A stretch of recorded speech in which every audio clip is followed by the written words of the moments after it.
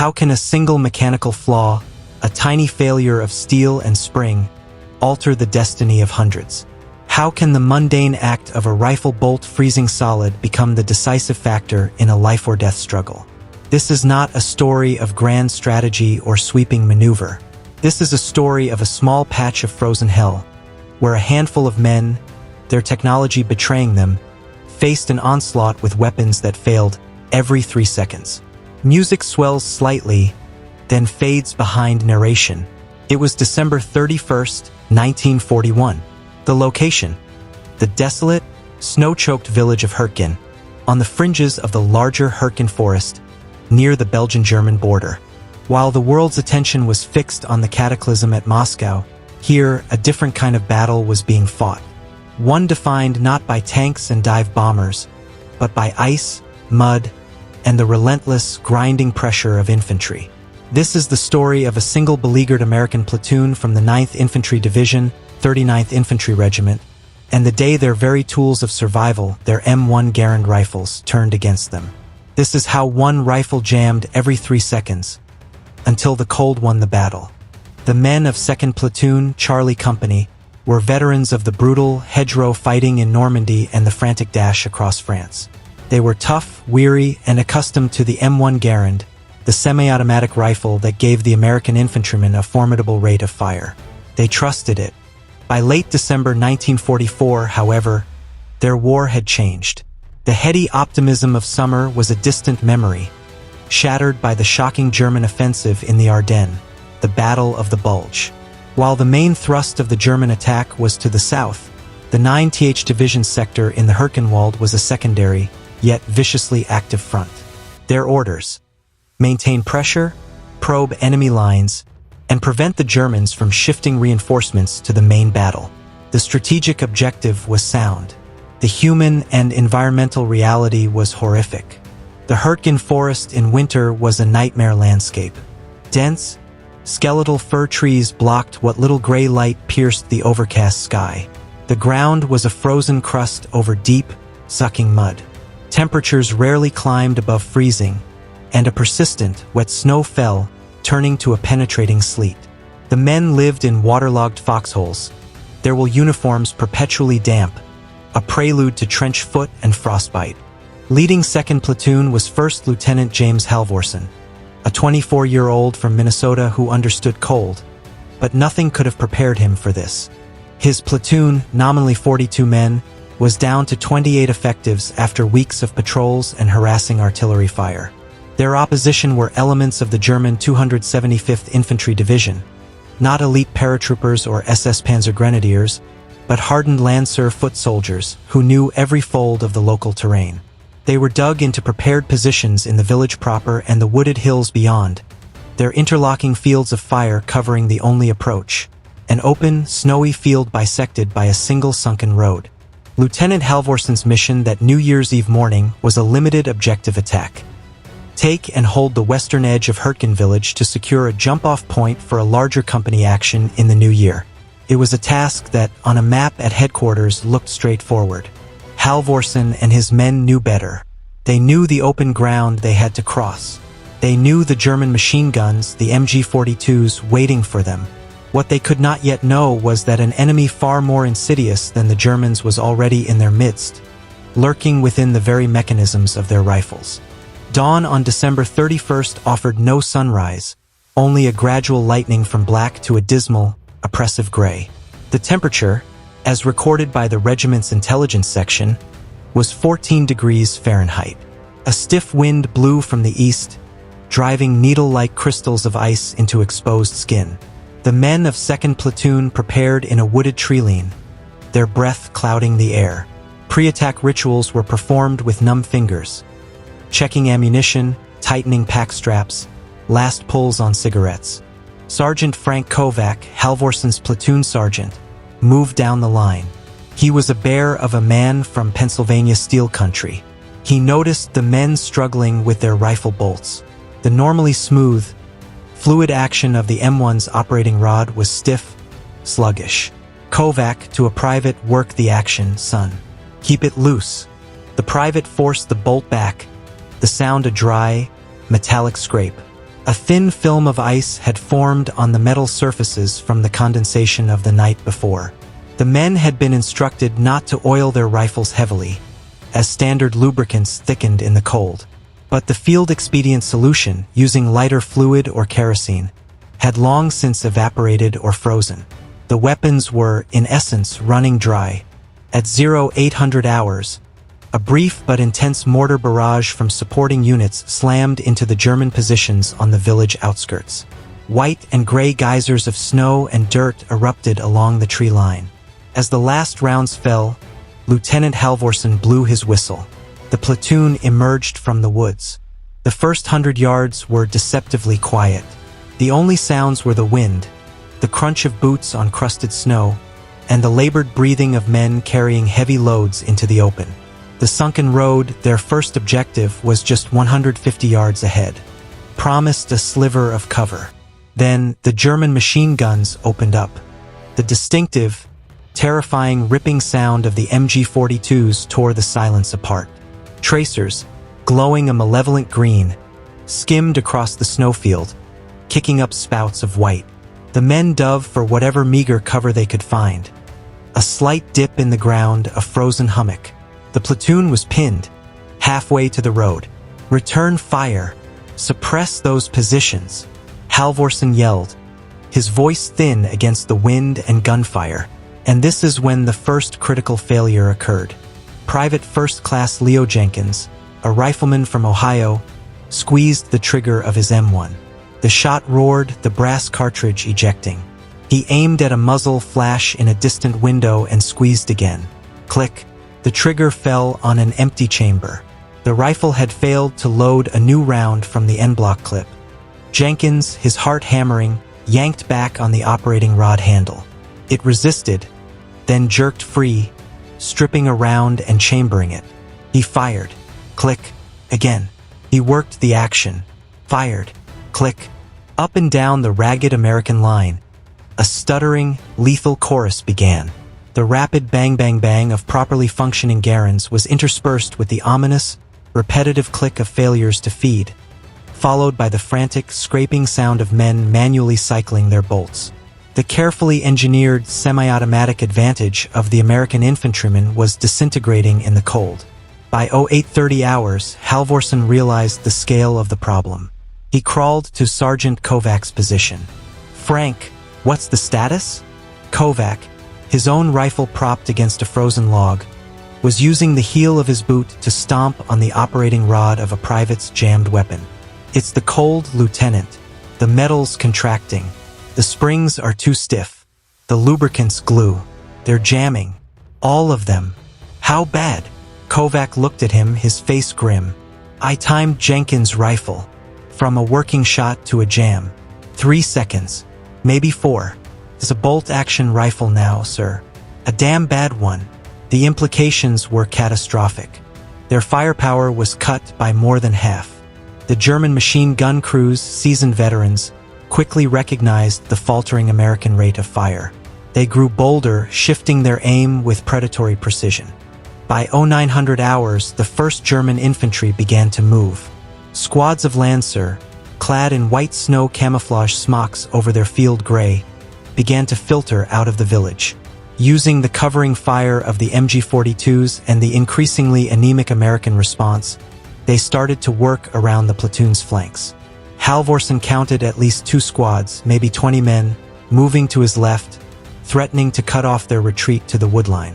He called for the platoon's sole automatic weapon, a Browning automatic rifle. The barman, Private Rodriguez, crawled over. His weapon, with its heavier recoil spring and different mechanism, was faring slightly better, but it too was suffering. He fired a burst of 3 rounds. The 4th round jammed. Rodriguez cursed, rolling onto his back and wrestling with the hot, frozen mechanism. At 0930 hours, Halvorsen made the desperate call on his SCR 536 handset to Company HQ. "Charlie 6, this is Charlie 26. We are pinned in the open. Enemy infantry maneuvering to our south flank. Our weapons are malfunctioning. I say again, weapons are malfunctioning due to cold. Request immediate artillery smoke on our position and the southern treeline, over. The reply was static, then the voice of the company commander. 2-6, understood. Smoke inbound, 60 seconds. Then you disengage and fall back to your start line. We cannot support you further in that position. Acknowledge. Halvorsen acknowledged. For 60 seconds, they would have to hold. But with what? The German flanking movement was now clearly visible, dark figures flitting between the snow-dusted firs, less than 200 yards away. The men of 2nd Platoon, their faces smeared with sweat and grime despite the cold, fired their stubborn, unreliable rifles. Bang! Click, scrape, bang. Click, click, scrape. The rhythm of their defense was becoming a death knell. The promised smoke rounds began to land with soft thumps, blooming into dense, white clouds that rolled across the snowfield. It was a double-edged sword. It concealed the Americans from the German machine gunners in the village, but it also blinded them to the advancing enemy infantry on their flank. Fall back by squads, Halvorsen ordered, his voice hoarse. First squad, covering fire. Second and third, move now. What followed was a scene of controlled chaos descending into nightmare. First squad, those who could still fire, let off a ragged volley into the smoke.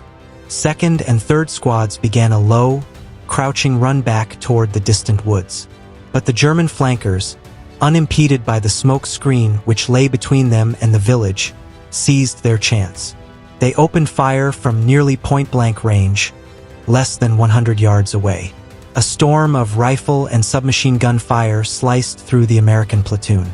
Men fell. Private Jenkins, finally clearing a brutal jam, rose to fire and was struck in the shoulder, spinning him to the ground. The medic, crawling to him, was hit in the leg. The platoon was now caught in a deadly crossfire. Machine guns to their front in the village, infantry to their flank, and their own line of retreat a 150-yard sprint across an open killing zone. Sergeant Kovac, realizing the covering fire was collapsing, bellowed, "First squad, disengage, go, go." It was at this moment, 0945 hours, that the battle reached its absolute crisis point. The platoon was fractured. A group of 8 men, including the wounded Jenkins and the medic, were isolated near the sunken road. Lieutenant Halvorsen and Sergeant Kovac were with the main body, which was now a disorganized cluster of 12 men pinned behind a low, snowy ridge, their effective fire reduced to a handful of functioning rifles. The bar was completely inoperative, its bolt frozen solid. The German flanking group, emboldened, began a short, sharp charge, closing the distance. Through gaps in the swirling smoke, Halvorsen could see them coming, could hear their guttural shouts. They were mere yards away. He drew his .45 caliber pistol. Around him, his men did the same, or fixed bayonets to their useless rifles with numb, fumbling fingers. They prepared for a final, close-quarter melee they could not possibly win. Private Rodriguez, the barman, in a final act of desperation, pulled a grenade from his belt, yanked the pin, and hurled it toward the advancing shapes. It exploded in a flash and thud, buying seconds. But it was not enough. Halvorsen looked at Kovac. There was nothing left to say. The cold had done its work. It had stolen their technological edge, it had sapped their strength, and now it was delivering them to destruction. The metallic taste of failure, as bitter as the air, filled his mouth. They had been defeated not by a superior force, but by the silent, pervasive physics of winter. Then something changed. A strange, creeping quiet descended on the German side. The aggressive chatter of their submachine guns first slackened, then stopped. The shouted orders ceased. The dark shapes that had been so menacingly close seemed to falter. Halvorsen, peering over the ridge, saw a German soldier, not 30 yards away, frantically working the bolt of his own rifle, a Mauser Karabiner 98K. He slammed the bolt handle with the palm of his hand. Another German, carrying an MP-40 submachine gun, shook the weapon violently, then discarded it, drawing a pistol. The cold, the great equalizer, had not been an ally to the Americans. It had been a patient, impartial enemy to all. And now its final, decisive blow was falling. The German weapons, engineered for reliability, were succumbing to the same brutal conditions. Their bolt-action Mausers, while simpler, were not immune to freezing shut. Their MP40s, with their open-bolt design, were vulnerable to moisture freezing in the action. The MG42s, reliant on a complex recoil system, began to falter, their rapid rate of fire slowing, becoming erratic, then falling silent one by one. The Battle of Hürtgen Field, on the last morning of 1944, was grinding to a frozen halt.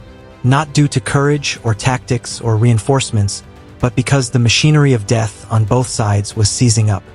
Lieutenant Halvorsen, a keen observer, processed the shift in seconds. The immediate pressure was lifting. The German charge had stalled not from American resistance, but from its own mechanical failure. This was their only chance. "Kovac," he hissed. "Their guns are failing too. Now, we pull back now. Grab the wounded." There would be no orderly squad withdrawal. This was a desperate scramble for survival, using the enemy's temporary paralysis as a shield. Halvorsen pointed to two men with rifles that had, by some miracle, fired last. "You too. Provide what cover you can. 5 rounds, then follow." The two riflemen, their cheeks pressed against the freezing stocks of their Garands, took careful aim at the stalled German infantry. Bang! Bang! The shots were slow, deliberate, punctuated by the sound of them working the bolts manually after each round. But they were shots.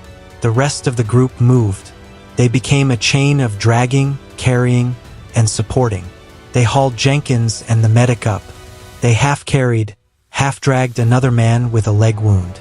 They abandoned nothing but their rucksacks, leaving them in the snow to move faster. The German soldiers, struggling with their own frozen weapons, returned only sporadic, ineffective fire. A few pistol shots zipped past. A lone, badly aimed rifle round kicked up snow 10 feet away. The dominant sound was no longer gunfire, but the wind, the harsh gasps of exhausted men, and the universal metallic clinking and cursing of soldiers on both sides trying to revive their lifeless rifles. Halvorsen's group reached the isolated men at the sunken road. Without stopping, they merged, a single desperate knot of humanity fighting its way backward through the snow. The German machine guns in the village were silent. The only threat now was the cold itself, the distance, and the few operable weapons the enemy might still bring to bear. For 3 agonizing minutes, they staggered across the open field. Every second stretched into an eternity, expecting the ripping sound of an MG42 to resume. It never did. They crashed back into the relative safety of the American-held Treline, collapsing into the snow beside their bewildered comrades from the weapons platoon who had listened helplessly to the fight. The men lay heaving, steam rising from their bodies in the frigid air. Their rifles, now clutched in trembling hands, were more like frozen iron bars than weapons. Sergeant Kovac, leaning against a tree, looked at his own Garand. He pulled the trigger on an empty chamber. Click. He worked the bolt. It moved a 1/4 inch and stuck fast. He looked at Halvorsen, a ghost of a smile on his cracked lips. "Cold one this one, Lieutenant." Halvorsen, surveying his battered platoon, nodded. The battle had not been won. It had been cancelled by a force greater than either army. The turning point was not a heroic charge or brilliant maneuver. It was the slow, inexorable victory of winter over the machines of war. The human will to fight remained, but the tools to do so had been rendered inert. The action at Hürtgen on New Year's Eve, 1944, was a minor footnote in the vast ledger of the war. The official after-action report from the 39th Infantry Regiment listed it as a limited patrol with heavy contact, resulting in a tactical withdrawal. But the details told a grimmer story. Of the 28 men of 2nd Platoon who began the attack, 9 were wounded in the action, 3 of them seriously. Miraculously, none were killed, a fact attributed solely to the universal weapons failure that dampened the lethality of the engagement on both sides.